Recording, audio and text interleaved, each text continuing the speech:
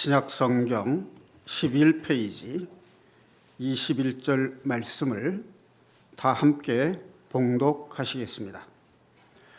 나더러 주여 주여 하는 자마다 다 천국에 들어갈 것이 아니요 다만 하늘에 계신 내 아버지의 뜻대로 행하는 자라야 들어가리라. 아멘. 요한복음 6장 40절에는 이렇게 되어 있습니다. 하나님의 뜻은 아들을 보고 믿는 자마다 영생을 얻는 것이다. 주께서 마지막 날에 그들을 다시 살리신다고 하셨습니다. 또 요한복음 6장 27절과 29절 말씀에는 하나님의 일은 하나님께서 보내신 자를 믿는 것이다. 이렇게 말씀을 하고 있습니다. 자, 여기에 중심 내용을 보면 하나님의 뜻은 예수 그리스도를 믿고 영생을 얻는 것이다. 이런 말씀이 됩니다. 자, 여기 보면 하나님의 뜻이라는 말이 나옵니다. 그리스도인들은 생활 속에서 이러저러한 문제를 겪게 되는데 어려운 문제일수록 자신의 힘으로 선택하고 결정하기가 만만치 않기 때문에 하나님의 뜻을 알고자 하는 그런 마음들을 누구나 다 가지고 있습니다. 예를 들면 취업 문제라든지 결혼 문제, 그리고 건강의 문제, 또 성도들과의 대인관계의 문제, 이런 문제들이 때로는 내가 결정하고 선택하기가 어려울 때가 있습니다. 그래서 하나님의 뜻을 알기를 원합니다. 그런데 하나님의 뜻을 올바로 알기를 원하지만 실제 삶 속에서는 그렇지 못한 경우가 많습니다. 그래서 오늘 말씀의 주제를 하나님의 뜻에 대한 오해와 진실이라는 제목으로 함께 상고해 보고자 합니다. 어떤 그리스도인 청년 한 사람이 월요일 날 만원 버스를 타고 출근을 하는데 갑자기 버스가 급정거하면서 앞쪽에 서 있던 어떤 처자가 쓰러지면서 그 몸에 앉다시피 주저앉았습니다. 그리고 얼굴을 보니까 그 청년이 생각하는 이상적 현상은 아니었어요. 그래서 주여 시험에 들지 말게 하옵소서, 그렇게 속으로 기도를 했다는 것입니다. 그런데 이 급정거했던 버스가 갑자기 또 급출발을 하면서 이번에는 앞쪽에 있던 여자가 넘어지면서 안기듯이, 근데 얼굴을 보니까 아주 세련되고 예뻤어요. 그래서 그 청년이 마음속으로 주님 뜻대로 하옵소서, 그렇게 기도를 했다고 합니다. 또 어떤 교회 청년회에서 이 총각인 한 청년이 열심으로 그 청년회 모임에 참석을 하는데 어느 날 신입 회원이 가입을 했는데 아주 세련되고 외모도 수려할 뿐만 아니라 아주 신앙이 신실해 보였어요. 그래서 그 사람에게 이제 마음이 끌려서 몇 날 며칠을 보아오다가 고민 끝에 이렇게 제안을 했어요. 우리가 이렇게 만난 것도 하나님의 뜻 가운데 만난 것 같은데 우리 서로 교제해 보는 것이 어떻겠습니까? 그렇게 이제 조심스럽게 말을 건넸다고 그래요. 그런데 이 처자가 뭐라고 답변을 했냐면, 그래요? 그러면 오늘 집에 가서 우리 남편하고 한번 의논해 보겠습니다. 그렇게 대답을 했다고 합니다. 자, 이 두 이야기의 공통점은 무엇이냐 하면 나의 뜻이 중심이 돼서 하나님의 뜻을 내 생각으로 끌어와서 이용하고자 하는 그런 마음에서 나온 기도다 하는 거죠. 하나님의 뜻은 우리를 위한 것이 아니라 우리를 향한 것이 하나님의 뜻입니다. 그러니까 우리를 위한 그러면 하나님의 뜻의 주체가 하나님께 있는 것이 아니라 나한테 있는 것이 돼요. 이것은 아전인수격인 하나님의 뜻에 대한 잘못된 인식입니다. 우리는 하나님의 뜻이 어디에 있느냐? 우리를 향한 하나님의 뜻이 무엇인가? 그러니까 이것은 주체가 내가 아니라 하나님이 되는 거죠. 그러니까 우리는 내 뜻에 맞추어서 하나님의 뜻을 이용하고자 할 것이 아니라 나의 삶을 통해서 하나님께서 나타내시고자 하는 뜻이 무엇인지 하나님의 입장에서 나를 향한 하나님의 뜻을 구하는 그런 자세를 가져야 된다고 봅니다. 고린도전서 10장 31절에 보면 그런즉 너희가 먹든지 마시든지 무엇을 하든지 하나님의 영광을 위하여 하라 라고 되어 있습니다. 우리가 결혼을 할 때도 어떤 여자와 결혼을 할 것인가, A라는 여성과 결혼할 것인가, B라는 여성과 결혼할 것인가, 거기에 대해서 하나님의 뜻을 구하는 것은 하나님의 뜻이 아니라 나의 뜻입니다. 나의 뜻을 이미 결정해 놓고 하나님이 동의하여 결제하기를 바라는 그런 마음을 가지기 쉽다는 겁니다. 그러니까 어떤 여성과 결혼을 하느냐 또는 어떤 남성과 결혼을 하느냐 하는 문제는 하나님께서 우리에게 주신 이성과 지혜와 분별력을 활용해서 선택하면 됩니다. 하나님께서 우리를 창조하실 때 하나님의 형상대로 그 모양을 따라 지으셨다고 되어 있어요. 하나님은 창조적 하나님이십니다. 그래서 우리에게, 인간에게 창조적인 이성을 주셨어요. 그러니까 사람들은 각자가 자신의 삶을 선택하고 결정할 뿐만 아니라 결정한 자기 인생에 대해서 각각 책임을 지고 살아가도록 지으셨어요. 그러니까 하나님은 우리를 로봇으로 짓지 않고 꼭두각시나 인형으로 지으신 것이 아니라는 뜻이에요. 사람이 자녀를 낳을 때 그 아들이나 딸이 부모가 시키는 대로 꼭두각시처럼 산다 그러면 여러분 보시기에 어떻겠습니까? 내가 낳은 아들과 딸이 각각 자기의 받은 은사와 달란트대로 자기의 인생을 창조적으로 보람있게 살아가기를 원하는 것이 부모의 마음이 아니겠습니까? 그 아들과 자녀의 뜻을 제한하는 것이 부모의 뜻은 아니듯이 하나님도 우리를 향하신 하나님의 뜻도 하나님이 부여하신 양심과 이성과 그리고 지혜와 분별력을 가지고 창조적으로 아름다운 인생을 살도록 지으셨다는 것입니다. 순종하면 하나님이 지혜를 주시고 복을 주신다. 그리고 형통하게 하신다는 겁니다. 그런데 불순종하게 되면은 시련과 고난이 와요. 그 시련과 고난이 우리로 하여금 시행착오를 겪게 합니다. 그래서 세월이 낭비하게 되고 뒤늦게 깨달았을 때는 상당히 늦은 때가 됩니다.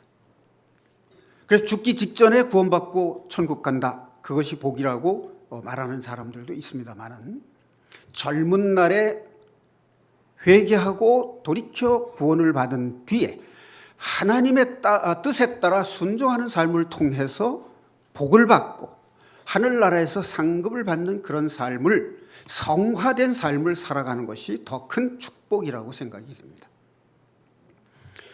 자, 성경에 보면 하나님의 뜻에 대한 말들이 여러 군데 나옵니다. 여러분들이 검색창에 하나님의 뜻 이렇게 치면 관련 성구들이 나올 것입니다. 자, 그것을 그리스도인들의 구원과 성화의 삶, 그리고 복음 전도라고 하는 3단계와 관련지어서 말씀을 드려보도록 하겠습니다. 고린도후서 7장 10절에는 이런 말씀이 나옵니다. 하나 찾아보겠습니다. 고린도후서 7장 10절입니다.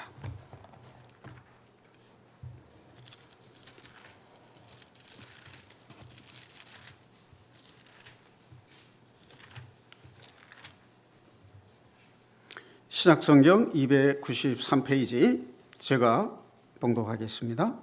하나님의 뜻대로 하는 근심은 후회할 것이 없는 구원에 이르게 하는 회개를 이루는 것이요 세상 근심은 사망을 이루는 것이니라.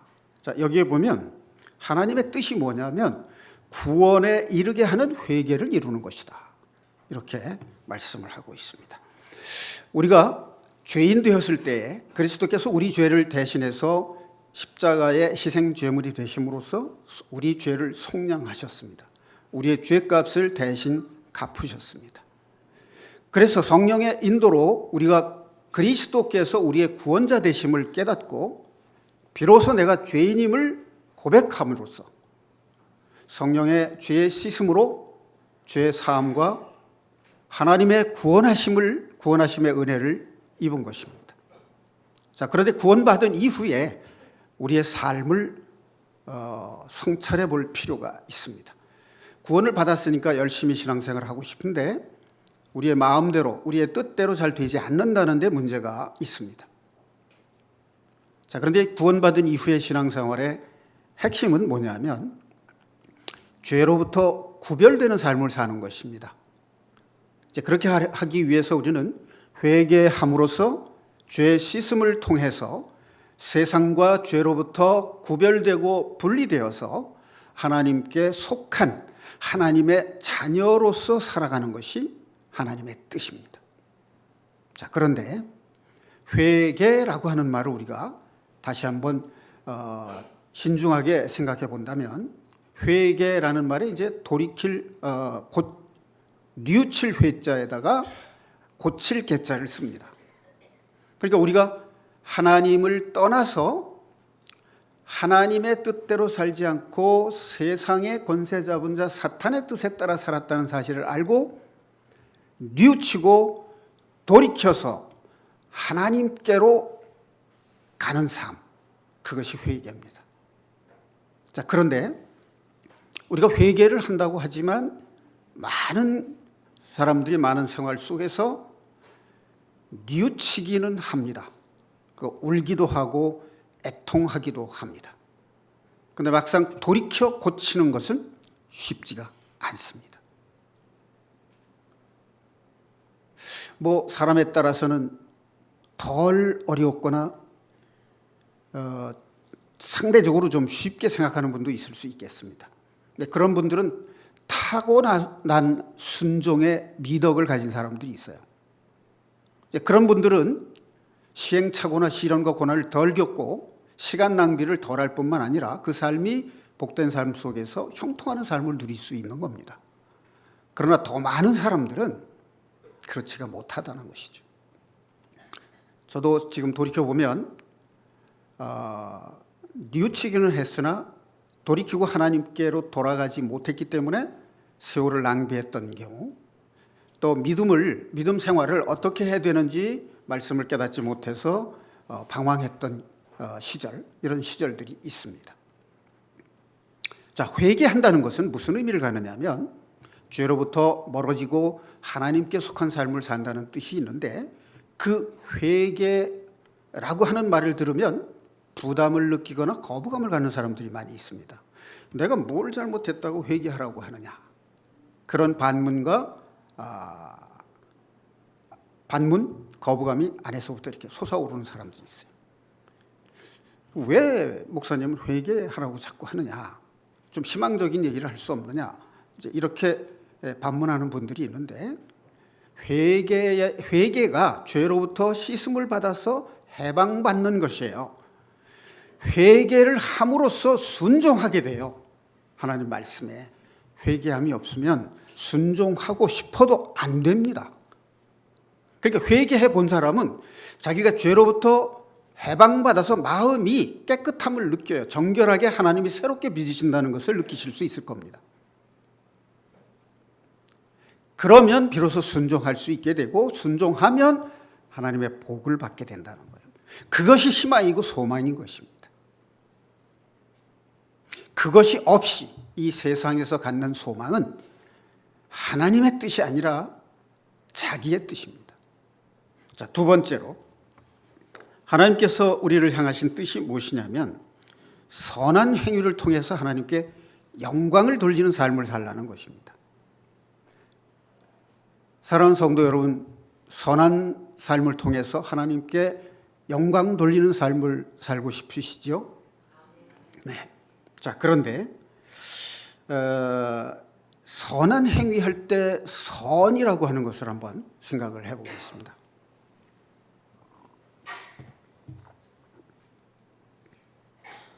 선하다, 악하다 하는 판단 기준을 여러분들은 어떻게 하십니까? 교회 다니는 사람 치고, 구원받은 사람 치고 선한 삶을 살고 싶지 않은 사람이 있을까요? 또 선한 삶을 통해서 하나님께 영광 돌리는 삶을 살고 싶지 않은 사람이 있겠습니까? 그럼에도 불구하고 삶 속에서 우리는 때때로 하나님의 뜻을 오해할 때가 있습니다. 내 욕망과 내 목적을 실현시키고 싶어하는 그 마음에 선이라는 의미를 부여하기 쉽다는 거예요. 선의 주체가 내가 되기 쉽다는 거예요. 저런 나쁜 사람, 그 판단의 기준이 누구가 됩니까? 자기 자신이 되는 거죠. 선한 일이라는 것은 하나님 편에서 선한 일이어야 해요. 내 마음에 안 드는 사람이 악이고 내가 선이다. 그건 자기의 주체가 자기가 되는 거예요. 하나님은 공정하십니다. 이 사람에게도 장점과 단점이 있고 이 사람에게도 장점과 단점이 있을 수 있는 것이죠. 그러니까 하나님의 뜻은 각 사람이 장점을 발전시키고 달란트와 받은 은사를 통해서 하나님께 영광 돌리시기를 바라는 거죠. 그러니까 먼저 된 자가 나중된 자에게 단점을 지적하면서 고치라고 하는 것은 하나님의 뜻이 아니에요. 그 사람을 세우는 것은 그 사람의 주인이 하시는 겁니다. 그럼 그 사람의 주인이 누굽니까? 하나님이시죠. 그래서 성경에 보면 형제를 비판하지 말라. 로마서 14장에도 나오고 산상수훈 마태복음 7장에도 나오고 또 야고보서에도 나오고 곳곳에 비판하지 말라는 말이 나옵니다. 사실 엄밀하게 따지고 보면 비판하는 그 마음이 내가 상대방보다 가르칠 만한 위치에 있다고 생각하는 거 아니겠습니까? 그러니까 자기 마음이 높아져 있는 거예요, 상대방보다.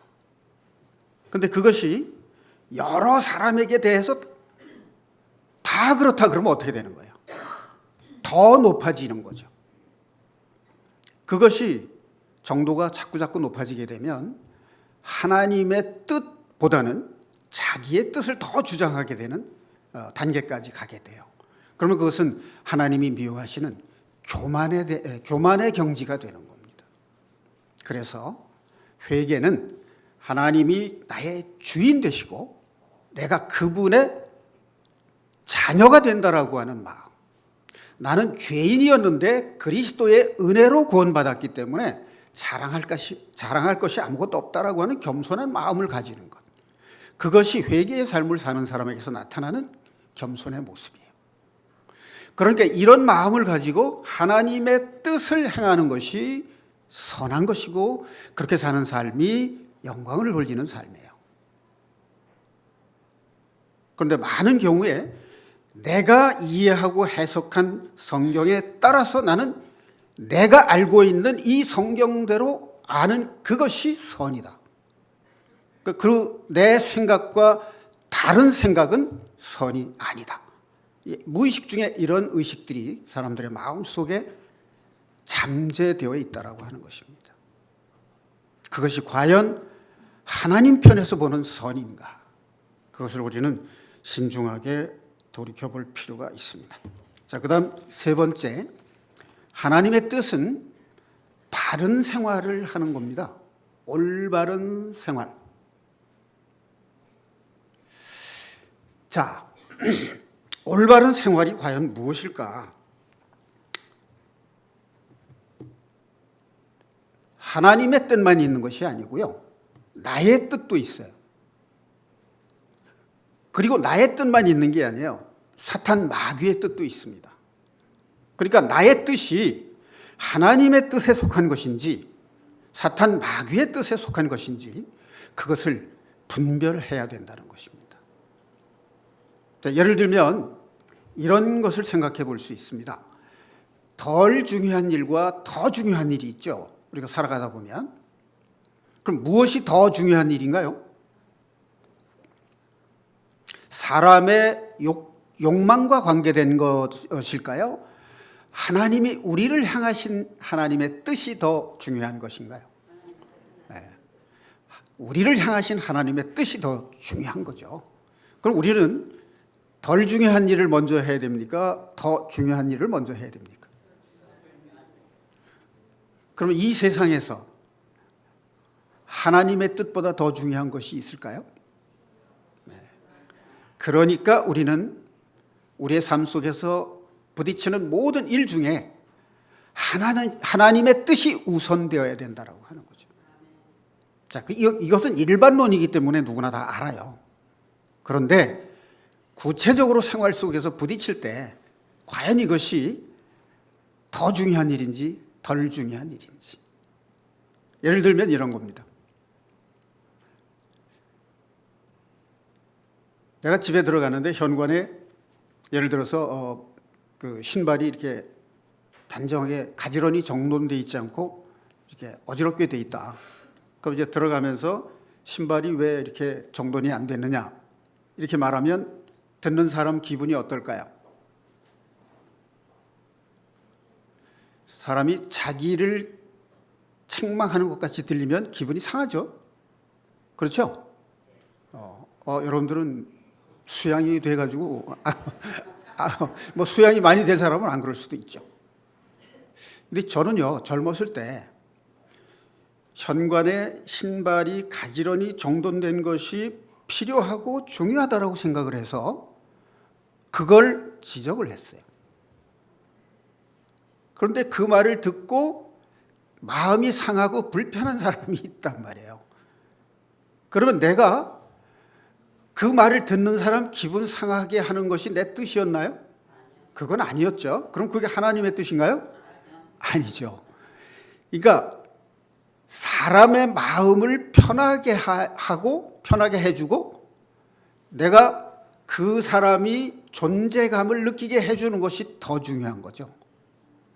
신발이 가지런히 되어 있지 않은 게 뭐가 그리 중요하냐 그 말이에요. 내가 하면 되죠. 그렇죠? 근데 그걸 내가 더 중요한 것과 덜 중요한 것을 구별을 못한 거예요.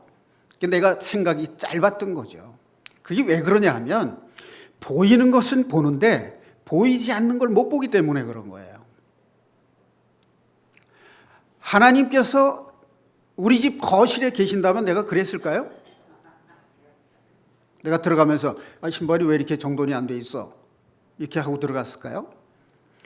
하나님이 우리 집안의 주인으로 계시고 내가 집에 들어갔을 때 거실에 앉아 계셨다고 한다면 내가 그렇게 말을 할 수가 없겠죠. 자, 여기에서 우리는 바른 생활이 무엇인가, 하나님의 뜻이 무엇인가 하는 것을 다시 다시 생각해 볼 필요가 있습니다. 자, 그 다음에 덜 급한 일과 더 급한 일. 우리가 생활 속에서 우선 해야 될 일이 있어요. 저는 월급이 넉넉지 않아서 항상 근검절약하는 그런 삶을 살았어요. 어렸을 때부터 그렇게 살아왔어요. 먹고 사는 거 이외에 집에서 돈을 받아본 적이 없어요. 부모님으로부터. 그러니까 근검절약이 몸에 뱄어요. 그런데 결혼해서 살다 보니까 아내가 기념일을 이제 생일이라든지 결혼 날이라든지 이런 거를 기억하는 거예요. 근데 말을 안 해요. 점잖고 나대지 않기 때문에 알아서 해주길 바라는 거예요. 근데 내가 밖에 일을 하다 보면 기억을 못할 때도 있죠. 그리고 잊어버리는 때가 있어요. 저는 그걸 중요하게 생각을 안 했어요. 사람이 구원받고 교회 생활 잘하면 되지, 신앙생활 잘하면 되지, 그런 게 뭐가 그렇게 중요해, 이렇게 생각했던 거예요. 그런데 그렇게 안 함으로써 나에게 돌아오는 것이 불편하죠. 네. 그러니까 아내의 마음이 불편하면 내 마음도 편치가 않은 거예요. 그래서 어떤 때 큰 맘 먹고 함께 외출을 해서 음식점을 갔어요. 근데 음식점에서 서빙하는 사람이 불친절하게 해. 그러니까 내 마음이 상해서 지적을 했어요. 그런데 함께는 우리 자매의 마음이 편할까요? 네. 서비스가 좋지 않은 것보다 내가 마음 불편하게 상대를 대하는 게 더 불편한 거예요. 그러니까 우선 해야 될 일이 뭐냐 하면 아내의 마음을 편하게 해주고 아내의 마음을 더 기분 좋게 해주기 위해서 불친절한 서비스를 참는 것이 더 중요하다는 거죠. 그걸 뒤늦게서야 알았어요. 항상 내가 중심이 되어 있기 때문에 그런 거예요. 아내를 중심으로 생각했더라면 그렇지 않았을 거예요. 그렇죠? 그런데 어떤 것이 지혜로운 거예요? 아내를 위해 주는 게 지혜지, 내 중심으로 모든 걸 생각하면 아내는 항상 들러리가 되는 거죠. 하나님의 뜻은 자신을 중시하라는 게 아니라 나와 함께하는 사람을 중요시하라는 거예요. 그것이 너에게 복이니라. 그거 하나님의 뜻이잖아요. 자, 그 다음에 베드로전서 3장 17절이나 4장 19절 말씀에 보면 선을 행하다가 고난받는 일이 있습니다. 우리 상식적으로 생각하면 선을 베풀면 다 칭찬 들어야 되죠? 여러분 경험은 어떻습니까? 선을 베풀고 서운한 일을 당한 때가 있습니까? 없습니까? 있지요. 선을 행하되 선을 행하는 중에 고난받는 것이 하나님의 뜻이에요. 상식적으로 이해가 잘 안 가시죠?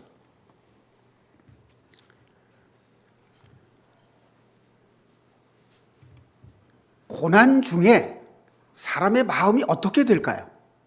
고난을 받으면 두 가지로 나타나겠죠. 고난을 받으면 하나님을 잊어버리는 경우와 하나님께 돌아가는 경우. 그런데 선행을 하다가 고난을 받으면 그 고난 중에 하나님을 찾고 하나님께 의탁하는 신앙을 가지게 하는 것. 그게 하나님의 뜻이에요. 선을 행하다가 낙심하지 말라는 거예요. 여러분, 이 세상 올바르게 살려고 하면 사람들이 다 칭찬하고 찬양할까요? 하나님의 뜻에 맞게 올바르게 신앙생활을 하려고 하면요, 이방인들은 비난하고 조롱해요.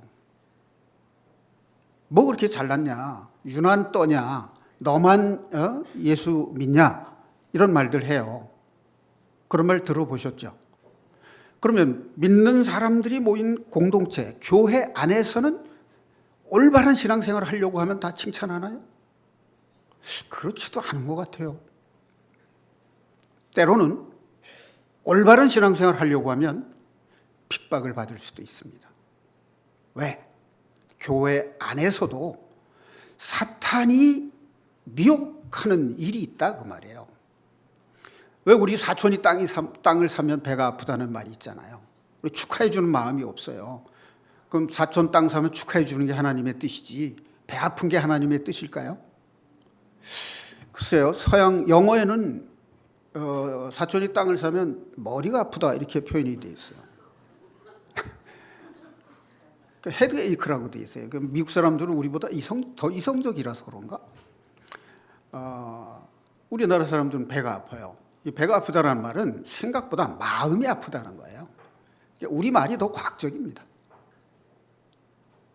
자, 그 다음에 하나님의 뜻은 성화되는 삶을 사는 거예요. 데살로니가전서 4장 3절에 보면 하나님의 뜻은 너희의 거룩함이라 이렇게 되어 있어요. 그리고 여러분 아시다시피 레위기 11장 44절에 보면 내가 거룩하니 너희도 거룩하라. 또 베드로서 1장 16절에도 보면 하나님은 거룩하니 너희도 거룩하라. 이런 말이 있어요. 거룩이라는 말이 무엇입니까? 깊은 의미가 있지만 우리가 알기 쉽게 핵심을 지적한다면 죄로부터 구별돼서 하나님께 속한 사람이 되는 게 거룩한 거예요. 세상과 구별돼서 하나님께 속한 자, 죄에서 구별돼서 죄 없으신 하나님 편이 되는 거. 그게 거룩이에요. 자, 이사야서 6장 3절에 보면 스랍들, 스랍은 그룹이라는 말로 표현되어 있고 천사라는 말로 표현되어 있는데 하나님을 찬양할 때 뭐라고 찬양하느냐? 은혜가 풍성하신 하나님, 사랑이 풍성하신 하나님, 영광이신 하나님, 전능하신 하나님 이렇게 찬양하는 게 아니고 거룩하다, 거룩하다 이렇게 찬양을 해요. 계시록 4장 8절에도 내 짐승이 이렇게 하나님을 찬양하는데 역시 하나님은 거룩하시다, 하나님은 거룩하시다 이렇게 찬양을 했어요. 그러니까 우리가 생활 속에서 죄에서 구별돼서 하나님 편에 죄 없으신 하나님 편에 속하는 것이 하나님의 뜻이다. 그런 말씀입니다. 그런데 첫 번째로 말씀드린 것처럼 우리가 죄에서 멀어지고 구별된 삶을 살기 위해서는 자신을 낮춰서 죄인됨을 회개하는 삶, 그 성화되는 삶 속에서 우리가 거룩한 삶을 살 수가 있게 된다는 것입니다. 자, 또 한 가지 생각해 보겠습니다. 하나님의 뜻, 데살로니가전서 5장 16절에서 18절에 보면 이런 말씀이 있죠. 너희는 항상 기뻐하라. 그리고 쉬지 말고 기도하라. 범사에 모든 일에 감사하라. 이것이 그리스도 예수 안에서 너희를 향한 하나님의 뜻이니라. 항상 기뻐할 수 있나요? 우리가 무엇 때문에 기뻐할 수 있나요? 만약 내가 성공하지 못하고 돈이 많지 않고 좀 경제적으로 어려움이 있더라도 삶 속에서 어떤 경우에 행복할 수 있을까요? 나하고 마음이 맞는 사람하고 교제하면 행복해요. 그렇죠? 근데 아주 맛있는 음식, 비싼 음식 먹어도 마음에 맞지 않는 사람, 늘 나를 비판하고 책망하고 이런 사람하고 함께 있으면 기쁘지 않습니다. 그러니까 사랑하는 사람하고 있으면 항상 기뻐요. 그 말이 무슨 말이냐면 너희는 항상 기뻐하라 그 말이 무슨 뜻이겠어요? 내가 살아있고 너와 함께 있느니라. 너는 그것을 잊지 말라. 그 소리예요. 어려운 일이 있거나 어려운 환경에 처하거나 고난이 있거나 너는 두려워하지 말고 담대하고 기뻐하라. 내가 너와 함께 있느니라. 그걸 기억하라는 거예요. 그 다음에 쉬지 말고 기도하라. 이 말은 무슨 뜻일까요? 쉬지 말고 기도하라. 기도는 호흡이고 호흡은 하나님의 생명입니다. 우리에게 주신. 아마 여러분이 극도로 피곤하면 숨 쉬는 것조차 힘든 경험을 하셨을 거예요. 그렇죠? 굉장히 힘들면 숨 쉬는 것조차 힘들어요. 죽는 고통이에요. 이 숨은 하나님이 나에게 불어넣어 주신 생명입니다. 쉬지 말고 기도하라, 그 말은 내 삶 속에서 항상 깨어 있어서 하나님이 나의 생명이신 것을 잊지 말라는 뜻이에요. 24시간 중얼거리면서 기도하라, 그런 뜻이 아닙니다. 하루에 단 한 번 기도를 하더라도 하나님이 나의 생명이시다 라고 하는 것을 잊지 않는 삶, 그게 기도의 핵심입니다. 자, 그 다음에 모든 일에 감사하라. 여러분, 감사할 일이 많이 있습니까? 네, 그 경지에 들어가신 분은 복된 삶을 사시는 거예요. 그런데 상식적으로 생각해서 우리가 세상 살아갈 때 감사할 수 있는 객관적 환경이 그렇게 많지 않아요. 경제적으로 풍족하지도 않고 성공한 것도 아니고 그렇게 뭐 남보기 행복한 것도 아니고 건강한 것도 아니고. 여러분, 내가 건강한 게 하나님의 뜻일까요? 내가 약한 게 하나님의 뜻인가요? 건강하려면 하나님이 주신 이성과 지혜와 근면함과 분별력을 가지고 자기 몸을 다루어 가면 돼요. 과식하면 나쁘다, 폭식하면 나쁘다, 야식하면 나쁘다. 그거 안 하는 게 건강 지키는 거예요. 그러니까 내가 건강하든 약하든 그 자체에 하나님의 뜻이 있는 게 아니고 그거는 하나님께서 우리에게 부여하신 지혜와 분별력으로 각자의 선택과 책임을 지라, 그런 뜻이에요. 그럼 하나님의 뜻은 뭘까요?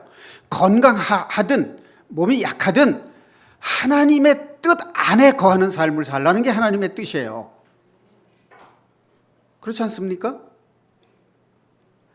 그러니까 우리가 하나님이 나와 함께 계심으로 기쁘고 하나님이 항상 나와 친근한 관계에 있다는 것을 느끼면 감사할 수 있는 것이죠. 내가 사랑하는 사람과 함께 살고 있으면 그 사람이 특별히 나에게 이벤트를 안 해줘도요, 그 사람이 함께 있는 것만으로 고마운 거예요. 그렇잖아요? 이게 바로 데살로니가전서 5장 16절에서 18절에 나오는 하나님의 뜻입니다. 자, 그 다음에 디모데전서 2장 4절에는요 이런 말씀이 나옵니다. 하나님은요 모든 사람이 구원을 받고 진리를 아는 데 이르기를 원하신다고 되어 있어요. 이건 우리의 복음 전도와 관계가 있는 것이죠. 자, 그런데 에스겔서 33장 11절에 보면 하나님이 악한 사람이 죽는 것을 기뻐하지 않으신다고 되어 있어요. 그럼 하나님은 뭘 기뻐하시느냐? 악한 사람이 돌이켜 회개하고 구원받는 것을 기뻐하신다고 되어 있어요. 자, 그러면 우리가 복음을 전하는 일 중요합니다. 자, 그런데 여기에서 우리가 또 생각해 볼 필요가 있어요. 분별을 할 필요가 있는 것이 있습니다. 그게 뭐냐면 복음 사경회에 많은 사람을 초청하는 일 자체는 필요하고 좋은 일이고 중요한 일입니다. 그렇죠? 자, 그런데 그 양적인 숫자보다 더 중요한 것이 무엇일까요? 복음 사경회에 임하는 사람들의 마음 자세, 질적인 태도가 더 중요하다, 그 말입니다. 복음을 전하는 그 하나님의 성스러운 일을 하는데 지지고 볶고 다투고 야단치고 섭섭해하고 이런 일들이 있으면서 그 일이 이루어진다면 그것이 하나님께 영광 돌리는 일이 될까요? 그렇지 않겠죠? 하나님은 무슨 일을 하든지 하나님의 일을 하는 곳에는 형제 자매가 서로 화목하게 성령으로 하나 되어서 일하기를 바라시는 거예요. 누구든지 참여하고 열심히 하고 싶어요. 그런데 그 중에 어떤 사람이 내 마음을 섭섭하게 해, 내 마음에 상처를 줬어. 그렇기 때문에 함께 할 수 없어요. 그러면 그걸 헤아릴 줄 아는 것이 하나님의 뜻이죠. 안 한다고 야단할 것이 아니라, 안 한다고 야단치기 전에 그 사람이 왜 그럴 수밖에 없는지 그 입장을 헤아리는 거, 그것이 하나님의 뜻이 아닐까요? 그 속에 하나님의 은총이 함께 하시고 성령의 역사가 함께 하시리라고 믿어 의심치 않습니다.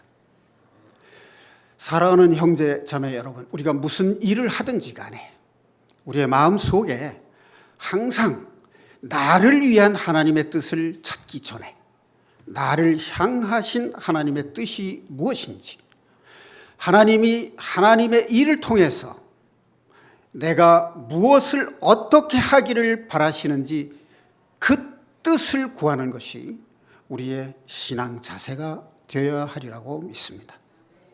마지막으로 로마서 8장 28절에 보면 한번 찾아보겠습니다. 로마서 8장 28절 말씀 찾으셨으면 함께 봉독하시겠습니다. 우리가 알거니와 하나님의 사랑을 하는, 하나님을 사랑하는 자, 곧 그의 뜻대로 부르심을 입은 자들에게는 모든 것이 합력하여 선을 이루느니라. 자, 누가 이루신다고요? 하나님이 이루시는 겁니다. 사람이 하는 게 아니에요. 많은 사람들이 이 구절을 오해하고 있어요. 그러니까 하나님의 일을 하는데 여러 사람이 힘을 합쳐서 하는 거, 그건 협력이에요. 합력이 아닙니다. 합력은 하나님이 하시는 게 합력이에요. 근데 우리가 힘 합치는 게 합력이라고 그러면 우리가 하나님이 되는 거예요. 자, 그 다음에 보세요. 이게 일에 대한 건지 사람에 대한 건지, 우리가 알거니와 하나님을 사랑하는 자, 곧 그의 뜻대로 부르심을 입은 자들에게 하는 거잖아요. 일이 아니에요. 사람입니다.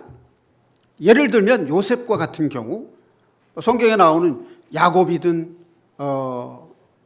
모세든 마찬가지입니다. 한평생 살아가다 보면, 예를 들어서 요셉은 야곱이 사랑하는 아들이에요. 채색 옷을 입혔다고 되어 있는데, 채색 옷은 값비싼 옷이고 상속자를 상징하는 거예요. 그러니까 사랑하는 라헬이 첫째 낳은 아들이기 때문에 남다른 애정이 갔어요. 그것 때문에 형제들에게 미움을 삽니다. 그런데다가 꿈 얘기를 하는데 모든 형제들이 자기를 존경하고 절한다는 꿈 얘기를 하니까 더욱더 미움을 산 거예요. 그래서 결국 구덩이에 빠뜨리게 되고 지나가던 미디안 상인들이 애굽에 팔게 되고, 그래서 애굽에서 보디발 장군의 집에서 집사가 되어서 거의 종노릇을 합니다. 그러다가 보디발의 아내의 유혹을 받아서 또 모함을 받아 감옥에 가죠. 좋은 일만 있는 것이 아니고 나쁜 일이 있어요. 그런데 결국 꿈의 해몽을 통해서 애굽의 총리가 되고 야곱의 70인 가족을 기근에서 구하고 먹여 살리는, 그래서 야곱의 12아들이 애굽 땅 람셋이라는 곳에 정착해서 400여 년 동안 민족을 형성하는 일을 하게 됩니다. 이것은 하나님이 인도하심이에요. 우리가 구원받은 사람, 하나님을 사랑하는 사람들, 우리가 이 세상 살아가는 동안에 안 좋은 일, 나쁜 일, 힘든 일, 고난받는 일, 핍박받는 일, 그리고 내가 꿈꾸는 일, 이 모든 것이 다 합쳐져서 하나님은 결국에 가서는 나를 향하신 하나님의 뜻을 반드시 이루어내시고 만다, 그런 뜻이에요. 그러니까 우리가 하나님을 사랑한다면, 하나님을 주인으로 모시고 산다면, 살다가 어려운 일이 있거나 고난이 있거나 핍박이 있거나 할 때 실망하고 낙담하지 말라는 거예요. 구원받은 성도에게는 하나님이 마침내 하나님이 뜻하신 그 구원의 완성을 반드시 성취하시고 만다는 그런 의미가 담겨 있는 말이 이 말이에요. 하나님을 사랑하는 자, 곧 그 뜻대로 부르심을 받은 자들에게는 하나님이 합력하여 선을 이루시느니라. 함께 기도하겠습니다.